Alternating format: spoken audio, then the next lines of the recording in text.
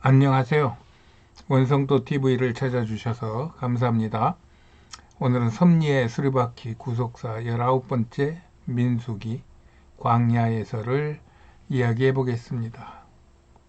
먼저 민수기에는 독특한 구성이 있는데 그것은 1장부터 7장이 먼저가 아니라 8장, 9장이 더 먼저라는 얘기입니다. 시기적으로.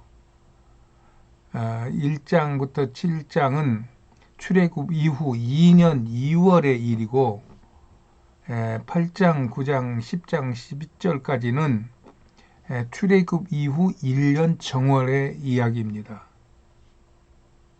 그리고 이 8장, 9장은 출애굽기 40장 마지막 부분과 서로 맞물리면서 그동안의 성막이 지어지기까지 출애굽으로부터 있었던 여러 가지 하나님과의 관계와 하나님의 그 인도하심과 그의 또 하나님과의 만남, 하나님이 이스라엘 백성을 얼마나 사랑하고 있는지에 대한 이런 이야기들을 회상을 하면서 길게 하는 이야기입니다.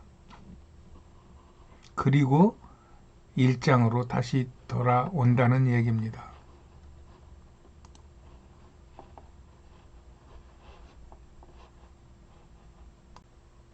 이스라엘이 1년 전 출애굽하여 성막을 완성한 후 정월 초 성막 위에는 구름 기둥 불기둥이 덮여 구름이 머물면 그들도 머물고 구름이 이동하면 그들도 이동하는 그러한 광야 여정을 시작한 것입니다. 이스라엘은 시내산에서 1년 동안 나아가지 못하게 하시고 어쩌면 성막을 쳤다가 다시 그것을 분해했다가 다시 그거를 조립했다가 또 진이 또 사방으로 방향을 옮겼다가 앞으로 조금 나갔다가 하는 그런 행군 연습을 한 것 아닌가 저는 이렇게 생각을 합니다.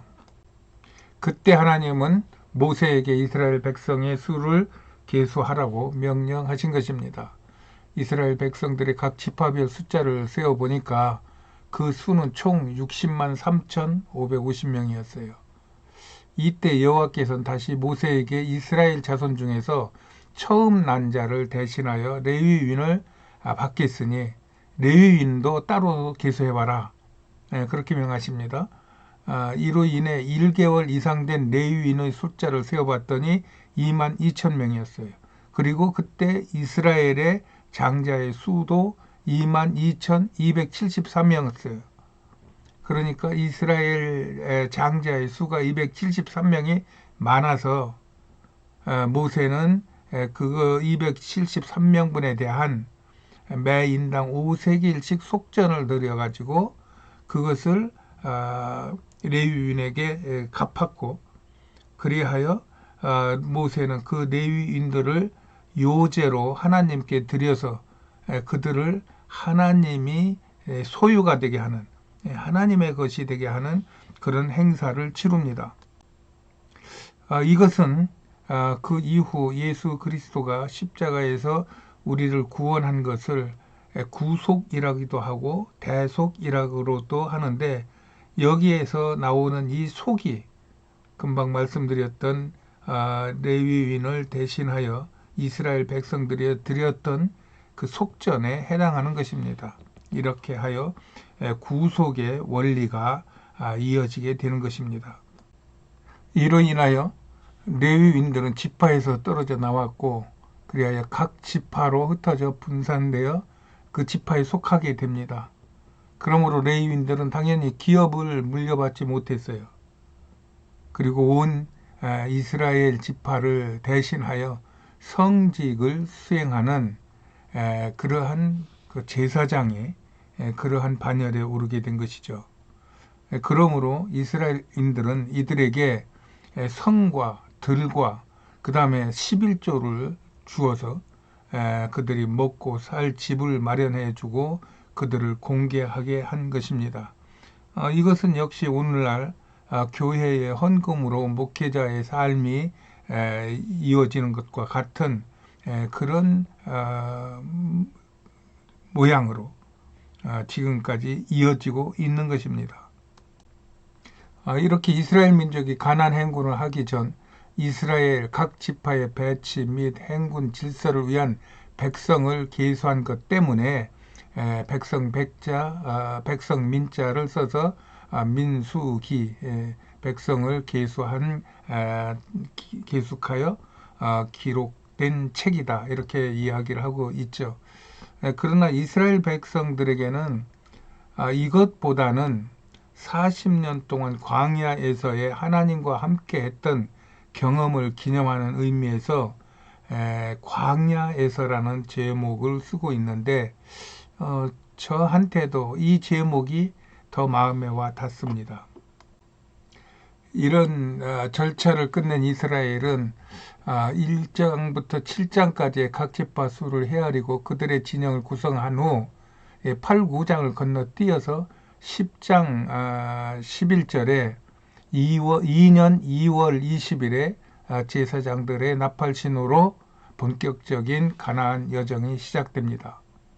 여기서 그 당시 마이크도 없고 무슨 특별한 장치가 없던 시대에 이들이 부는 이 나팔, 이 소리에 의해서 행군이 되고 서고 또 이렇게 모이고 저렇게 모이고 하는 여러 가지 신호가 명령이 되어서 이스라엘인들을 모으기도 하고 해치기도 하고 가기도 하고 서기도 하는 그러한 중요한 역할을 하게 되는데, 이 나팔을 부는 사람들이 레위인들이라는 얘기죠. 이것은 오늘날의 찬송으로 이렇게 비교해도 될 것입니다. 그런데 이스라엘은 출발하자마자 디베리아에서는 괜히 이유 없이 불평하고, 무리바에서는 물이 없다고, 또 갑으로 탔다와에서는 고기가 없다고 여호와께 불평하고 모세에게 불평하고 하니까 모세도 하나님 앞에 나가 왜 내게 이런 일을 시키셨냐고, 내가 언제 이런 일을 맡겠냐고, 차라리 나를 죽여달라고 막 이렇게 때를 쓰니 여호와께서 만나와 메추라기를 내려주시면서 또 물을 내주시면서 그러면서 저들을 먹고 사는 일은 해결하였으나 이 여호와 하나님께 원망하고 불평하고 지도자를 원망하고 불평한 이로 인하여 그날 그 탐욕스러운 그런 언행을 가지고 소동을 부렸던 사람들을 다 죽여버리는 첫째 번의 안타까운 사건이 일어납니다. 그로 인하여 비록 그들이 있던 가데스 바나와 가나안은 바로 붙어 있는 바로 같은 지역이었어요. 그냥 걸으면 뭐 2, 3일이면 갈 수 있으려나 일주일이면 갈 수 있으려나 그런 길이었는데, 하나님께서 이들을 훈련시키고 이들을 더 하나님의 백성으로 만들기 위하여 이로부터 그 가까운 거리를 놓아두고 이리저리 돌리고 이리저리 방황하고 헤매게 해가지고 결국 38년이라고 하는 긴 광야 생활을 하게 됩니다. 지도에서 보는 것 같이 이 고센 땅을 출발해서 시내산까지 오는 데는 1년이 채 안 걸렸어요. 그리고 시내산에서 모세가 성막을 받고 그 다음에 성막을 짓고 아까 얘기했듯이 또 거기서 준비하고 하는 2년이 있었어요. 그리고 38년이 또 이 가나안 땅에서 이 바란 광야, 이 가데스 바니아 지역에서 헤맸어요. 그러면 이게 40년이에요. 그렇다면은 이 긴 거리를 이동하는 시간은 정말 하나님이 이스라엘 백성을 등에 독수리에 등에 업고 나르듯이 나르셨고, 필요한 것은 하나님께 훈련받는 그 광야 생활, 이것이 필요했던 것입니다. 이것은 현실에서도 많이 적용되는 신앙 원리입니다. 우리가 신앙인이라고 하더라도 숱한 역경과 고난을 당하게 됩니다. 이때 쉽게 좌절하면은, 잘못하면 이 구원의 그 줄을 놓치게 되는 거고, 그때마다 하나님을 바라보고 하나님이 함께 하시다는 것을 믿고 나아가는 자에게는 결국 하나님의 나라에 약속된 그 나라에 이르신다고 하는 그 핵심적인 그런 가르침을 주시기 위하여 하나님은 바로 지척에 있는 가나안을 놔두고 38년이라고 하는 긴 기간 동안을 훈련을 시켰고, 그 훈련을 하는 과정은 하나님께서 업어서 나르듯이 거의 순식간에 이동을 하는 그런 모습을 볼 수 있습니다.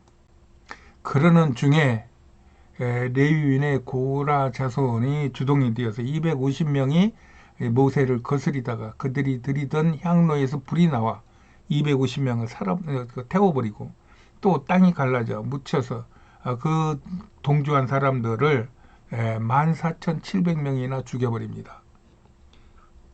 그리고 이 일 후에 여호와께서 아론의 지팡이에서 싹이 나게 하시어 그것을 근거로 하여 아론의 자식들을 제사장의 가문으로 세우시고 이스라엘 백성의 제사장을 섬기게 그렇게 하셨습니다.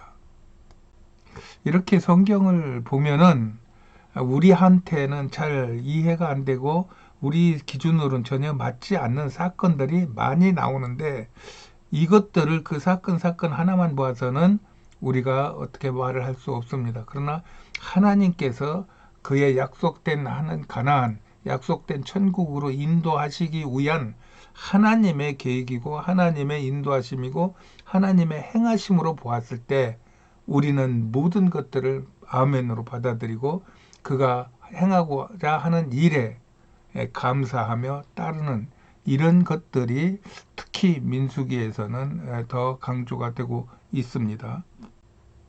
이후 가데스 바네아에서 모세와 미리암이 죽고 또 이스라엘 백성들에게 물이 없자 또 모세를 원망하다가 여호와께서 불뱀들로 백성을 물어 죽게 하심으로 모세가 백성을 위하여 기도한 후 놋뱀을 장대 위에 높이 달아 그 놋뱀을 쳐다본 즉 살게 하는 사건이 21장에서 나옵니다. 이건 역시 예수 그리스도의 십자가의 예표라는 것을 많은 분들은 다 설명하고 있고 인정하고 있는 바이죠. 이후 22장부터 24장까지는 이스라엘은 여러 지역을 진행하며 모압 평지에 진치고 모압까지 이릅니다. 이로 인해 모압 왕 발락이 심히 두려워하여 선지자 발람에게 이스라엘을 망할 것을 좀 예언을 해달라, 좀 주문을 해달라 하는 부탁을 하죠. 이는 왜냐하면은 이스라엘이 행진하는 중에 하나님께서 모세에게 에돔 족속과 모압 족속과 암몬 족속은 너희가 해하지 말고 나머지 너희 말을 안 듣는 자들은 다 진멸하라. 그랬을 때 그쪽에 가장 강력한 세력을 가지고 있던 아모리 족속들이 이스라엘의 행군을 방해하는 거였어요. 그러면서 모세가 그쪽으로 오니까 아모리 족속들이 그 겁을 먹고, 그때 당시에 아모리의 왕 발락이 발람이라고 하는 그러한 주술사를 통해서 이스라엘을 멸망시키기 위하여 주문을 외웠으나 하나님께서 직접 그 주술사까지도 사용하셔 그 입에서 이스라엘을 축복하게 하니까 결국은 발락도 죽고 발람도 죽고 다 죽어버리고 이스라엘은 그 가나안 행군을 계속하게 된 사건이 벌어집니다. 이런 사건들을 보며 이스라엘인들은 이 민수기의 제목을 광야에서라고 부르는 것 같습니다.